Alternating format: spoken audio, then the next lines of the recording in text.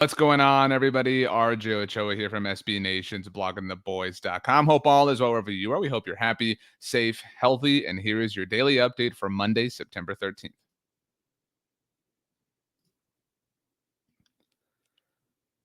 The Dallas Cowboys lost on Thursday. We all know that. We've discussed that. A whole lot has actually happened since the Cowboys played in the NFL's opening game last Thursday night. We had a whole slew of games on Sunday, lots of NFL action. Hopefully, your fantasy team is winning. Hopefully, you don't need anything crazy on Monday night, but hopefully, if you do, you ultimately wind up getting. The Cowboys played. Just about everybody else has played. Obviously, only two teams left. We know that the NFC East has seen all of their teams play. In fact, there's only one team in the NFC East with a win so far. The Philadelphia Eagles defeated the Atlanta Falcons on Sunday afternoon, 32-6, the final score. A little bit misleading. If you didn't watch the game, don't feel like the Eagles really beat them down. The Falcons are just one of the worst teams in the NFL. And by the way, it looks like the Falcons being bad, not just a Dan Quinn thing, but I digress. So the Philadelphia Eagles, Devontae Smith caught a touchdown. Jalen Hurts looked fine, but playing the San Francisco 49ers this week, the Eagles probably going to come down to earth just a little bit. The New York Giants had some trouble with the Denver Broncos. Lo and behold, Daniel Jones turned the ball over. Who would have ever thought? Not like we had a whole massive sample size to look at and understand that that's who he is as an NFL player.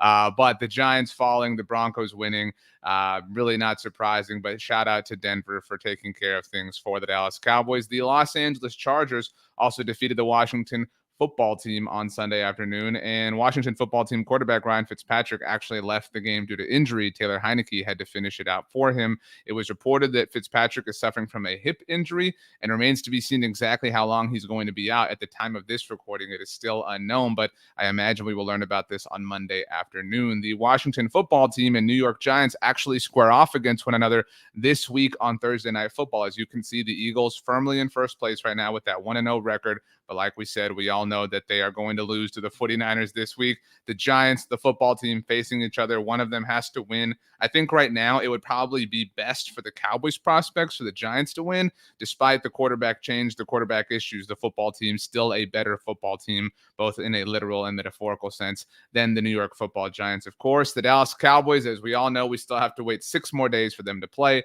as they will visit the Los Angeles Chargers on Sunday afternoon. By the way, according to our friends at Bet Online, the Chargers are 3-point favorites in that game. So, somebody thinks that it's going to be a little bit close. Hopefully not. Other than that, though, it was a bit of a quiet weekend for the Cowboys as the fallout not only of their loss started to subside and the dust started to settle, but all of the news that happened on Friday afternoon. There was a lot going on in the world of America's team. In fact, we had several videos for you here on the Blog and the Boys YouTube channel. Please do subscribe to cover it all. We had a live stream because it was reported on Friday afternoon, your kind of classic afternoon, 5 o'clock, dump or whatever, that Lyle Collins is going to be suspended for 5 games. I imagine you knew this at this point in time. There's been some speculation, some confusion, to be honest with you, about the appeal process, what exactly happened here. Lyle's representation seems adamant in taking this the full distance to try to fight on behalf of their client. But it does seem like that is ultimately probably not going to end up with Lyle not being suspended. So it does make sense for us Cowboys fans to brace and prepare ourselves for Lyle Collins missing some serious time for the Cowboys.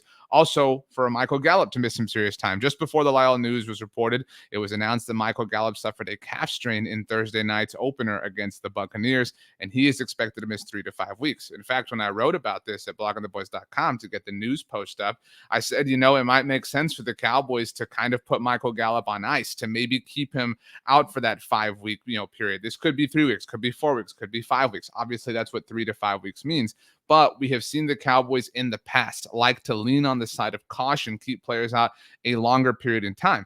And if we now that we do obviously now know that Lyle Collins is going to miss 5 games or 5 weeks, 5 games, however you want to put it, and Michael Gallup could miss 5 games, what are those 5 games? Here are the next 6 weeks of the season for the Dallas Cowboys now that we are in week 2. On Sunday, as mentioned, the Cowboys will visit the Los Angeles Chargers. Next Monday, or rather 2 Mondays from now, my weeks are all messed up. So 2 weeks from today, the Dallas Cowboys will host in their home opener the Philadelphia Eagles on Monday Night Football, likely a matchup of 2 1-1 teams at that point in time. Then the Cowboys will host the Carolina Panthers. After that, they will host the New York Giants. That's right, 3 home games in a row for the Cowboys. And then in week 6, they will visit the New England Patriots. And you'll note that those are the next 5 games: LA, Philly, Carolina, New York, and New England. In week 7, the Dallas Cowboys are on bye. That's why I think it might make sense for the Cowboys, if Michael Gallup does need somewhere between 3 to 5 weeks, for them to say, you know what? We want to keep him on ice because we want to get to that bye week, because we want Michael Gallup to be as healthy as possible for the second half of the season.